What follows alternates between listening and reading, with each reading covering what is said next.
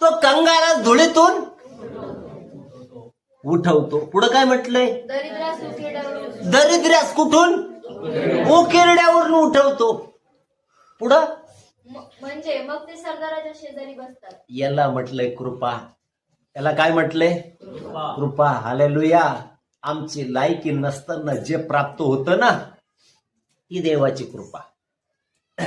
कोणती देवाची कृपा? आमची पात्रता नसताना जे प्राप्त आम्हाला होतं ना, ती देवाची काय आहे? कृपा आहे. या जीवनामध्ये मनुष्य तारण प्राप्त करण्यासाठी समर्थ आहे का? नाही. आणि म्हणून आमचं तारण देवाच्या कृपेने झालेलं आहे. कशाने झालेलं आहे?